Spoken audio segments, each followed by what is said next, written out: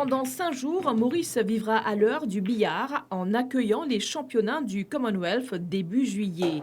Un événement qui verra la participation d'environ 130 joueurs. Pour la première fois, qui tous les pays du Commonwealth sont réunis et nous avons la chance, nous être bénis pour faire aller à l'île Maurice parce que moi personnellement, moi j'ai une vision de faire connaître mon île au monde et loin des plages. Ne pas tout à fait loin des plages, mais définitivement, nous bons aussi dans les autres quitteuses. L'île Maurice est une langue, l'île Maurice est une culture, et nous tout connaissons Commonwealth, c'est pas seulement le sport, mais c'est aussi la culture. Donc c'est la culture mauricienne qui nous a envie de promouvoir, et c'est la raison principale qui nous a envie et nous fiers que l'île Maurice peut être connue pour le inaugural Commonwealth Billiards Championship 2025. Pendant 4 jours, ce sont plus d'une centaine de participants qui pour Maurice. Donc, ça demande une grosse organisation, mais aussi un gros financement aussi. Comment ça peut arriver à quoi? Comment ça peut faire? Bon, financement, comme on nous dit, nous avons beaucoup de compagnies internationales qui peuvent aider nous. Nous espérons qu'il y ait une compagnie nationale pour aider nous aussi.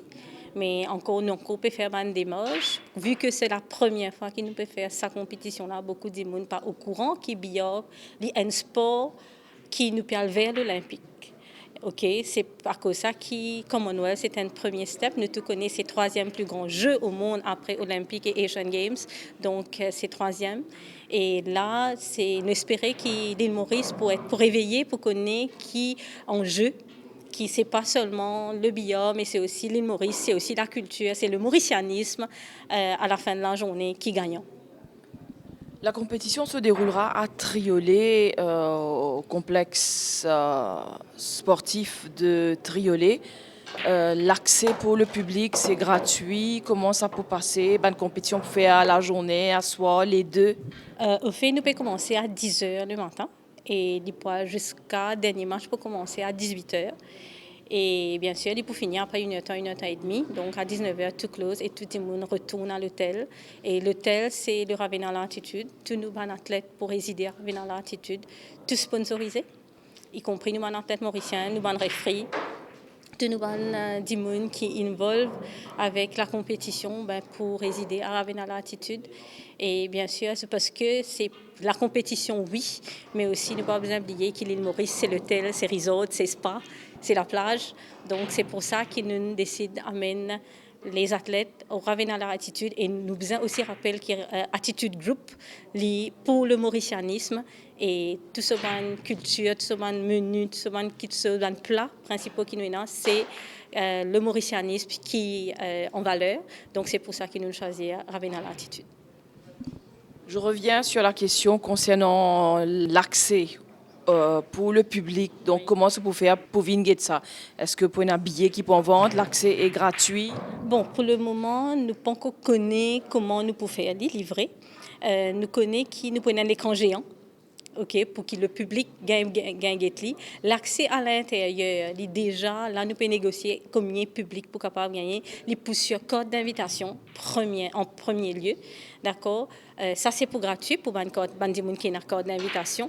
Mais nous pouvons aussi, nous pas pour vendre un ticket, mais nous pouvons avoir un ticket qui nous peut donner aux étudiants, nous pouvons donner aux gens qui sont intéressés à venir.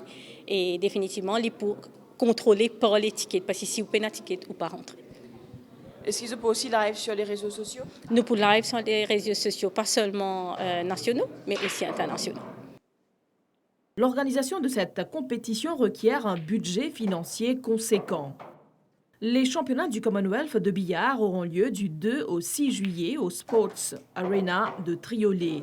Maurice sera représenté par 8 joueurs, 4 hommes et autant de femmes. Parmi eux, Fujita Chamon et Kevin Malia qui, lui, compte plus de 25 années d'expérience dans ce sport. Comment jouer billard en l'année 99, donc ça fait presque 26 ans que je joue billard au niveau national.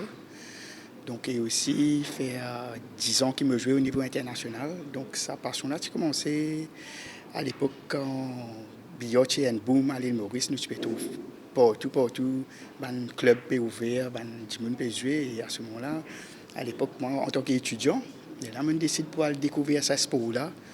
Et de fil en aiguille, ça a devenu ma passion. Et aujourd'hui, grâce à support mes parents à l'époque, qui me pousse moi dans le domaine sportif, qui me fait qu'aujourd'hui, je arrive là que moi été. Et pendant toutes ces années, au fin gagne l'occasion de participer dans plusieurs tournois à l'étranger aussi. Oui, oui, oui, beaucoup, beaucoup. On fait un championnat du monde, un championnat d'Europe, championnat d'Afrique et beaucoup de rencontres inter-îles avec la Réunion, l'Afrique du Sud, etc. Oui, beaucoup de tournois nous fait ensemble.